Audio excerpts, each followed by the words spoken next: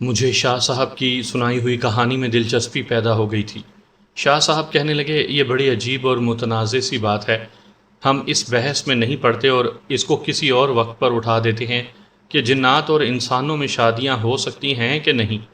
فی الحال اس لڑکی اور جن کی داستان سن لو جو شادی پر آمادہ تھے، مگر میں نے یہ خلاف فطرت اور خلاف شریعت حرکت سرزد نہیں ہونے دی۔ اس لڑکی کی منگنی ہو چکی تھی، لیکن جب سے وہ جن اس پر عاشق ہوا تھا، اس نے منگنی توڑنے کا اعلان کر دیا۔ پہلے پہل تو اس کے گھر والوں کو کچھ سمجھ نہیں آیا کہ ان کی لڑکی یکا یک باغی کیوں ہو گئی ہے، حالانکہ یہ شادی اس کے پسند کے لڑکے سے ہو رہی تھی۔ لڑکی کا چہرہ روز بروز پیلا ہوتا جا رہا تھا اور اس کے خوبصورت چہرے پر جھریاں پڑنے لگی تھیں۔ آنکھوں کے گرد سیاہ حلقے پڑ گئے اور وہ کھوئی کھوئی سی مدہوش سی نظر آتی۔ ماں کو شک ہوا کہ وہ بیمار ہے۔ اس نے بیٹی سے بہت پوچھا مگر اس نے کچھ نہیں بتایا۔ ماں اس کی ٹو میں لگ گئی۔ اس نے بیٹی کے معمولات پر نظر رکھی۔ اس نے غور کیا کہ وہ رات ہونے کا بے چینی سے انتظار کرتی ہے اور اس کے سونے کے معمولات و عادات بدل رہی ہے۔ لڑکی پہلے کمرے سے باہر گھر کے باقی افراد کے ساتھ صحن میں سوتی تھی۔ اسے اندر سوتے ہوئے ڈر لگتا تھا، لیکن اب وہ باہر سونے سے گھبراتی اور کمرے کے اندر اکیلی سوتی تھی۔ اس کمرے کے پیچھے ایک پرانی طرز کا اسٹور نما بڑا کمرہ تھا۔ ایک روز اس کی ماں اس کے پہرے پر بیٹھ گئی۔ گھر کے لوگ جوں ہی سوئے، وہ کمرے کے دروازے کے ساتھ بیٹھ گئی اور اندر کی سن گن لینے لگی۔ رات آدھی سے زیادہ بیتی تو اسے محسوس ہوا کہ اندر کوئی نہایت بھاری بھرکم آواز والا شخص دبی زبان میں بول رہا ہے۔ صبح ہوئی تو وہ عورت اندر داخل ہوئی۔ اس نے پورا کمرہ اور اسٹور چھان مارا مگر اندر کوئی مرد دکھائی نہیں دیا۔ اس نے ایک نظر بیٹی پر ڈالی۔ اس کے بال بکھرے ہوئے تھے اور چہرے پر اذیت کے آثار تھے۔ اس نے بیٹی کو ہلا جلا کر اٹھایا تو اس نے خوابیدہ حالت میں نظریں کھولیں۔ ماں اس کی سرخ سرخ آنکھیں دیکھ کر ڈر گئی۔ بیٹی بھرائی آواز میں بولی، جا ماں، سو جا، مجھے بھی سونے دے۔ ماں اس کی حالت دیکھ کر کچھ سمجھی کچھ نہ سمجھی۔ دوپہر کے وقت وہ اٹھی تو اس کی حالت اب نارمل تھی۔ ماں نے بڑی رازداری سے اس سے پوچھا کہ اس کی یہ حالت ایسی کیوں ہو رہی ہے، لیکن اس نے کچھ نہیں بتایا۔ عورت نے محسوس کیا کہ اس کی بیٹی نہایت لاغر ہو گئی ہے۔ اس نے کئی راتیں لگاتار بیٹی کی جاسوسی کی۔ اس روز اس نے بیٹی کو بڑی واضح آواز میں کسی سے شکایت کے لہجے میں بات کرتے سنا تھا۔ وہ کہہ رہی تھی، تم 2 دنوں سے کہاں تھے؟ کسی نے بھاری بھرکم مردانہ آواز میں کہا، میں بہت دور اپنے گھر والوں سے ملنے چلا گیا تھا۔ تجھے میری کوئی فکر نہیں ہے؟ میری نظروں سے دور ہو جاؤ، میں تم سے نہیں بولوں گی۔ جواباً وہ بڑے پیار بھرے انداز میں بولا، میں تم سے دور کہاں جا سکتا ہوں؟ دیکھو، میں تمہارے لیے یہ انگوٹھی لے کر آیا ہوں۔ یہ ہیرے کی انگوٹھی پہن کر دیکھو تمہیں کتنی سجتی ہے۔ اس کی بیٹی انگوٹھی پکڑ کر بولی، واقعی بہت خوبصورت ہے، تمہاری آنکھوں کی طرح چمک ہے اس میں۔ نہیں، یہ چمک تمہارے چہرے کی چاندنی کے آگے ماند پڑ جاتی ہے۔ تم وہ ہیرا ہو جس کی تلاش میں برسوں بھٹکتا رہا ہوں۔ چل جھوٹے، تم جن لوگ بڑے ہی جھوٹے، دغاباز اور باتونی ہوتے ہیں، بالکل ہمارے مردوں کی طرح عورتوں کو جھانسا دیتے ہیں۔ اس کے بعد اس کی بیٹی اور اس شخص نے کیا کہا تھا وہ عورت سننے کی تاب نہ لا سکی۔ اس پر یہ عقدہ کھل گیا تھا کہ وہ مرد دراصل ایک جن ہے جو اس کی بیٹی کی زندگی برباد کر رہا تھا۔ وہ خوف زدہ ہو گئی۔ پاک باز عورت تھی، اللہ اور قرآن پاک پر پورا یقین رکھتی تھی۔ اس نے جلدی سے چاروں کل اور آیت الکرسی پڑھی اور کمرے پر پھونک مار دی۔ جواب میں اندر سے وہ جن اس قدر اذیت ناک انداز میں چیخا کہ پورا کمرہ اس کی دہشت سے تھرا گیا اور صحن میں سوئے مرد عورتیں سبھی جاگ پڑے۔ جن نے بڑی غلیظ گالی دی اور چیخ کر لڑکی سے بولا، تیری ماں نے یہ اچھا نہیں کیا، میں اسے مار ڈالوں گا۔ یہ کہہ کر وہ غائب ہو گیا اور اسی لمحے لڑکی دندناتی باہر آئی اور ماں کا گریبان پکڑ کر چلائی، تو نے کیا کیا ہے؟ وہ کیوں تڑپا ہے؟ بتا، ورنہ میں تجھے مار ڈالوں گی۔ گھر کے مردوں نے فوراً لڑکی کو قابو کیا مگر اس میں جناتی قوت داخل ہو چکی تھی۔ عورت بدحواس اور خوفزدہ ہو کر بے ہوش ہو گئی تھی۔ اسے قطعی توقع نہیں تھی کہ اس کے دم کرنے کا نتیجہ اتنا خوفناک ہو سکتا ہے۔ ساری صورتحال گھر والوں پر کھل گئی تھی۔ عورت نے جن اور بیٹی کے دوستانہ تعلق کا عقدہ تو نہ کھولا، البتہ یہ کہا کہ وہ اسے گمراہ کر رہا ہے۔ پورا گھر محلے کے مولوی صاحب اور پیروں فقیروں کی طرف بھاگا۔ اس دوران روزانہ گھر میں آیت الکریمہ پڑھایا جانے لگا۔ اس کا یہ فائدہ ہوا کہ جتنے روز آیت کریمہ پڑھایا جاتا رہا وہ عفریت نما جن دوبارہ نہیں آیا، مگر ان کی بیٹی کی حالت بہت خراب ہو گئی تھی۔ دنوں میں سوکھ کر کانٹا ہو گئی، چہرہ سیاہ پڑ گیا اور اسے چلنا پھرنا دوبھر ہو گیا۔ اوپر سے مختلف عاملوں اور پیروں فقیروں نے اسے تعویذ پلا پلا کر پاگل کر دیا۔ پھر آج اس کا باپ حویلی آ گیا، میں نے اس کی داستان سنی، میں اس کے ساتھ اس کے گھر گیا۔ وہ 5.5 فٹ کی اچھے نین نکوش والی لڑکی تھی، لیکن اس کی حالت اب انتہائی بدتر ہو چکی تھی۔ میں نے لڑکی سے سوال جواب کیے تو وہ کہنے لگی، شاہ صاحب آپ جو مرضی کر لیں، مگر یہ بات طے ہے کہ میں اس کے بغیر نہیں رہ سکتی۔ وہ بے قراری سے اٹھ پڑی تھی، میں اس سے شادی کروں گی۔ اس کی ماں پریشان ہو کر میرا منہ تکنے لگی۔ میں نے اسے سمجھایا، تم ایک پڑھی لکھی ہو، اس لیے میری بات جلد سمجھ جاؤ گی۔ ادھر آرام سے بیٹھ جاؤ اور غور سے میری بات سنو۔ وہ بے دلی سے بیٹھ گئی تو میں نے اس دوران ایک عمل پڑھا اور اس کے گرد حصار قائم کر دیا اور کہا، تم اس دائرے سے باہر نہیں نکلو گی۔ پھر میں نے اسے سمجھایا، تم کہتی ہو کہ اس بد ذات جن سے تم شادی کرنا چاہتی ہو۔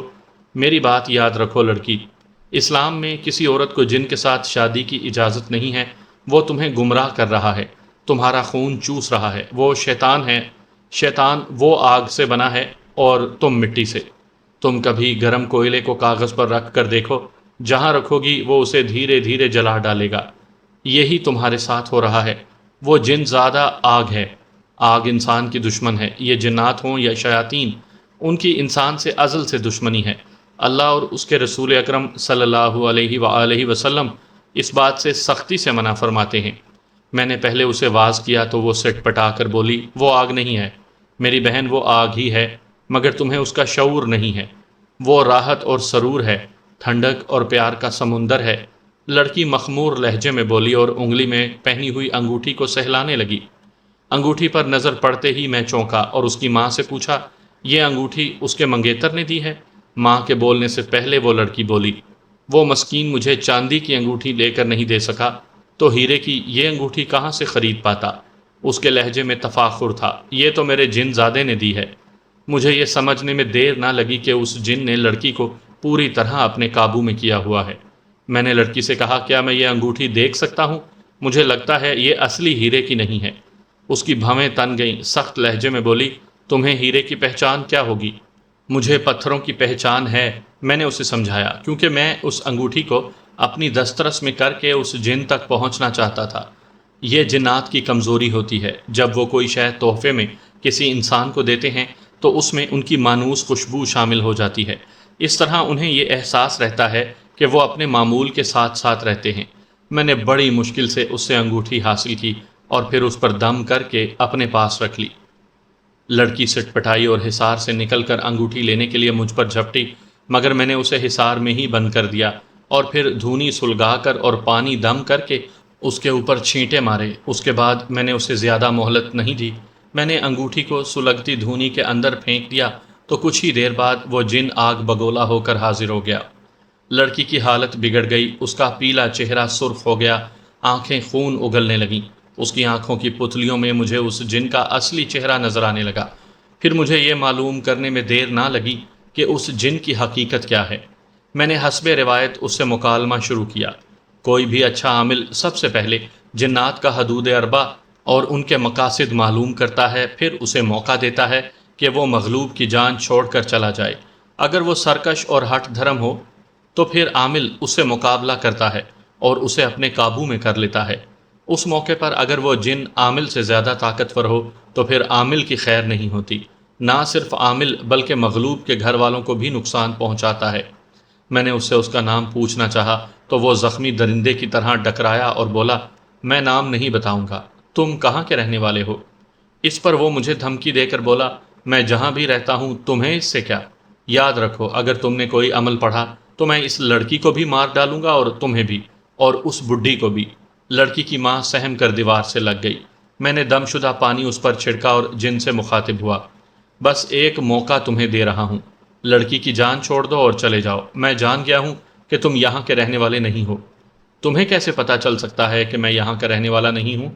وہ خون خوار نظروں سے مجھے دیکھتے ہوئے بولا، یہاں رہنے والے جنات میرے نام سے آگاہ ہیں۔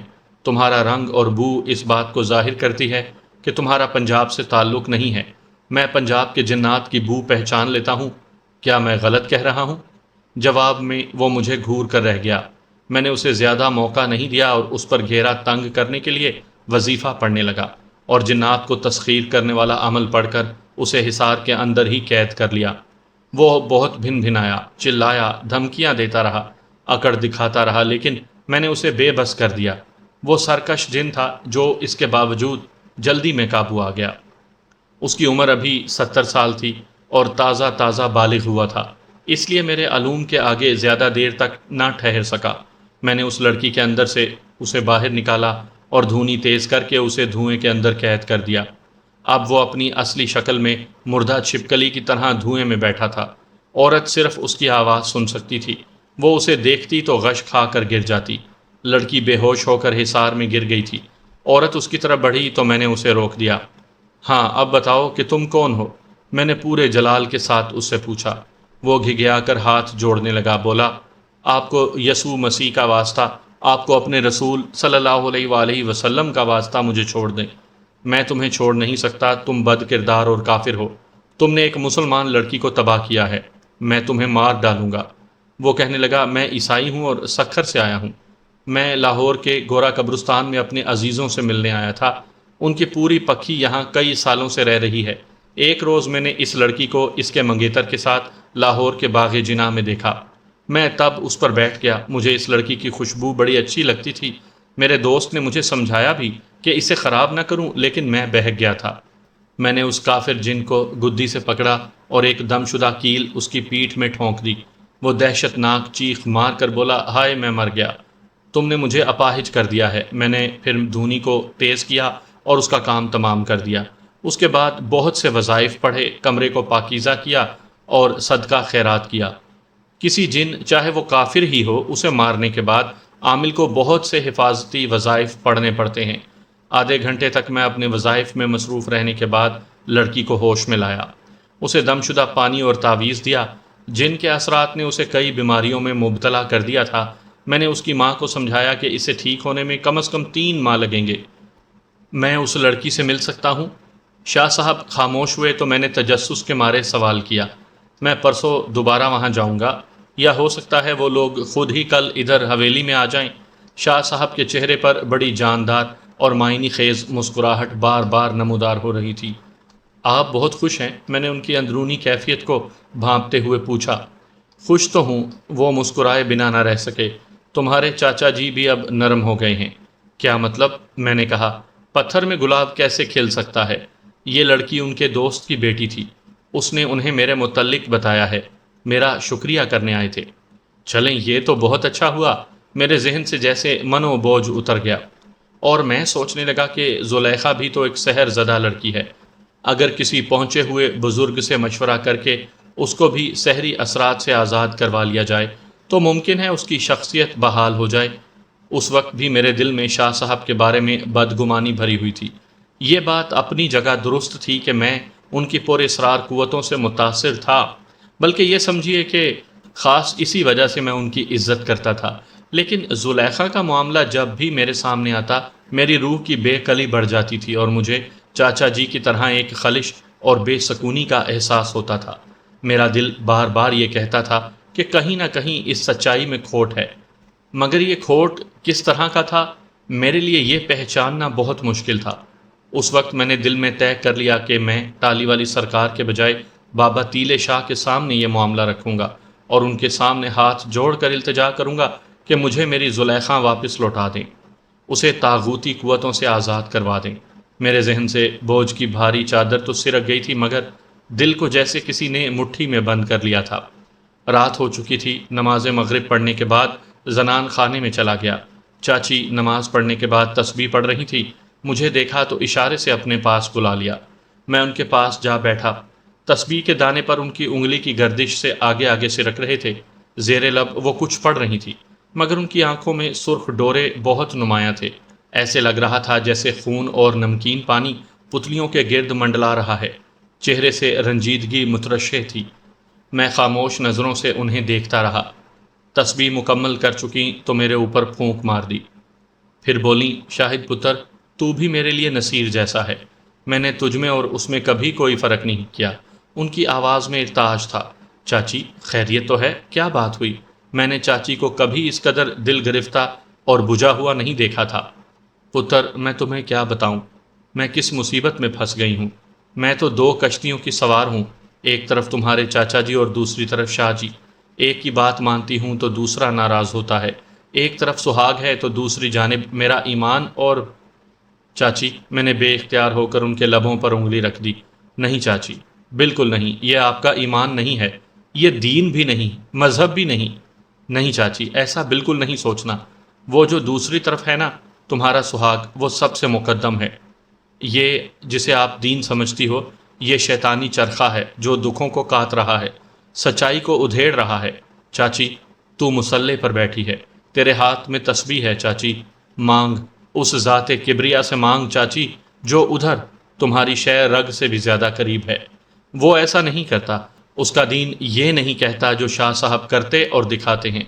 نہ جانے مجھے کیا ہوا تھا، یہ چاچی کی کم علمی، معصومیت اور اندھی عقیدت کا دباؤ تھا کہ میرے اندر کا طوفان اس کی ایک ضرب سے پھوٹ پڑا، اور پھر میں اپنی زبان کو نہ روک سکا۔ چاچی کے لب کھلے رہ گئے، آنکھوں کا پانی خشک ہو گیا اور اس کے بوڑھے آرزوں کا ارتعاش تھم گیا۔ پتر تو کیا کہہ رہا ہے؟ یہ شیطانی چرخا اور پھر یہ بابا جی؟ چاچی میں بابا جی کی بات نہیں کر رہا، وہ اللہ اور اس کے رسول کا نام لیتے اور ساری ساری رات عبادت کرتے رہتے ہیں، میں انہیں نہیں سمجھ سکا چاچی، مگر یہ جو ہیں اپنے شاہ صاحب، ان کے اندر مجھے کھوٹ نظر آتی ہے۔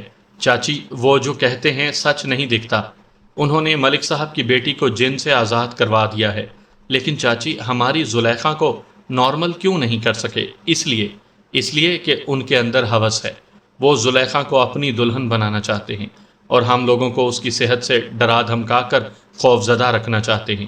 اور چاچی آپ سمجھتی ہیں کہ زلیخا کے دکھوں کا مداوع صرف شاہ صاحب کر سکتے ہیں؟ نہیں چاچی نہیں، بالکل نہیں۔ خدا کے لیے چاچی کچھ کرو اور اس مکار شخص کو گھر سے نکال دو، ورنہ وہ تمہیں برباد کر دے گا، اور تو اپنی جس زلیخا کے سکھ کے لیے سب کچھ کر رہی ہے نا، ساری عمر روگ میں گزار دے گی وہ۔ جذبات سے میری آواز کانپ رہی تھی اور میرا لہجہ بہت تیز ہو گیا تھا۔ چاچی میری حالت دیکھ کر گھبرا گئی۔ پتر ہوش کر، وہ میرا ہاتھ تھام کر سہلانے لگیں۔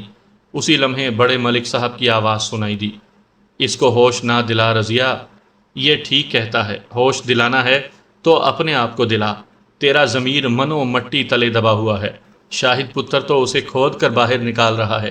رضیہ ابھی بھی وقت ہے، اپنے آپ کو عقیدتوں کے سراب سے باہر نکال لا۔ پھر تو جیسے برسوں کا پانی چاچی کی آنکھوں سے سیلے رواں کی طرح رواں ہو گیا، وہ تڑپ تڑپ کر رونے لگیں۔ ملک صاحب اور میرا دل بھی بھر آیا۔ ٹھیک ہے، میں ہی اندھی ہوں، بے رحم اور کم عقل ہوں، اپنی بیٹی کی دشمن بن گئی تھی، مگر اب میں اس کو جوتے مار کر گھر سے نکال دوں گی۔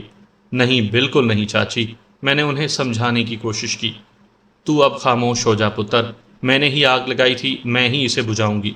چاچی نے اپنے آنسو صاف کیے اور مسلح لپیٹ کر اضطراری حالت میں جوتی پہننے لگیں۔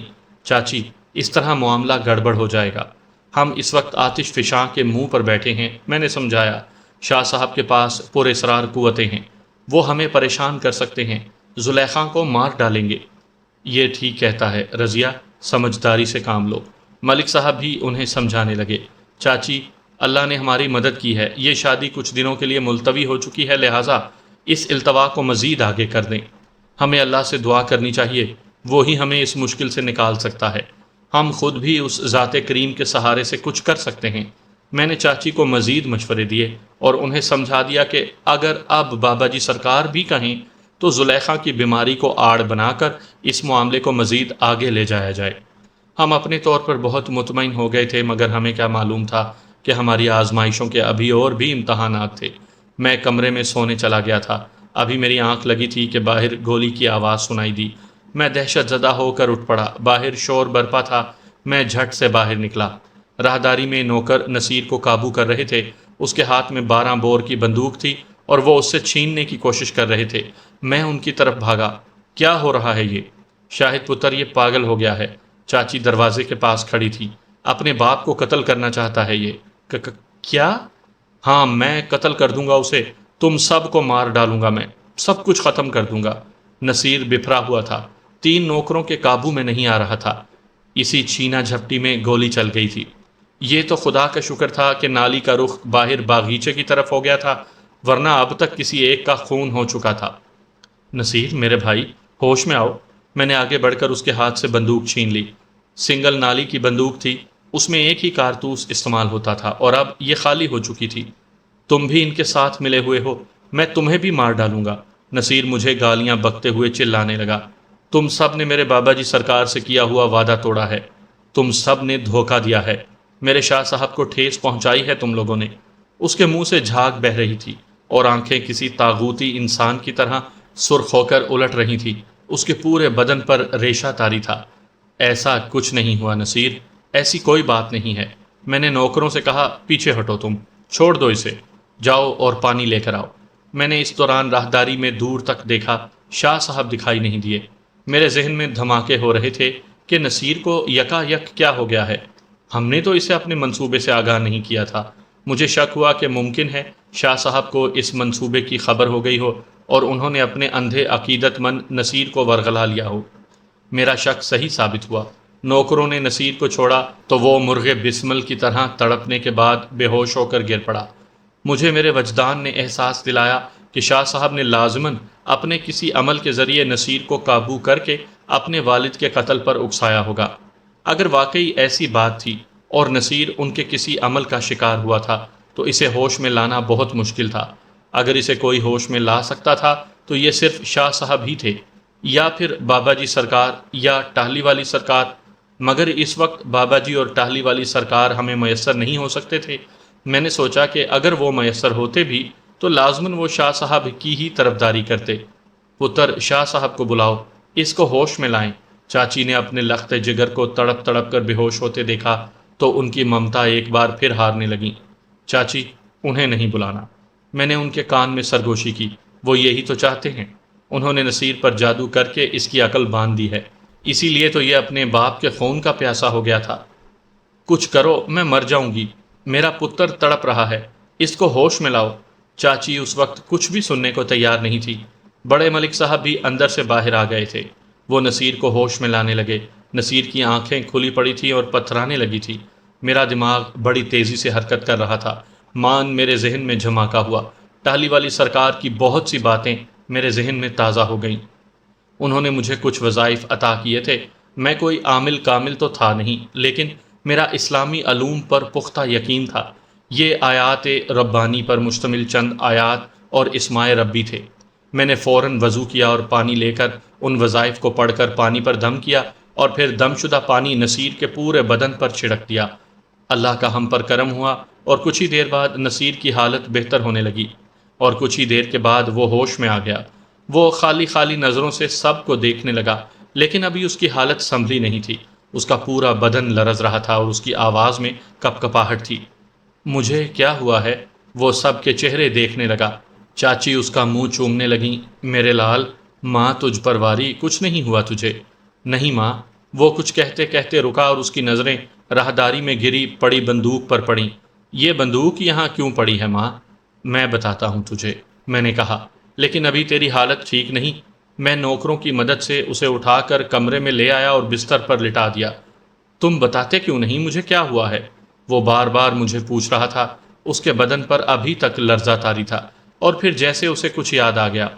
او میرے خدایا، میں کیا کرنے جا رہا تھا؟ اس نے اپنے والد کی طرف دیکھا اور پھر اس کی نظریں ندامت سے جھک گئیں۔ شاہ صاحب، آپ نے اچھا نہیں کیا۔ وہ نظریں گرا کر آہستہ آہستہ کہنے لگا، یہ اچھا نہیں ہوا۔ وہ سر تھام کر رونے لگا۔ کیا ہوا تھا مجھے بتاؤ۔ میں نے اسے سہارا دیا۔ خدا کا شکر ہے کہ تم بہت بڑے گناہ اور جرم سے بچ گئے ہو۔ مجھے بتاؤ شاہ صاحب نے کیا کیا تھا؟ وہ نصیر کچھ کہتے کہتے رک گیا اور نوکروں کا منہ تکنے لگا۔ تم باہر جاؤ۔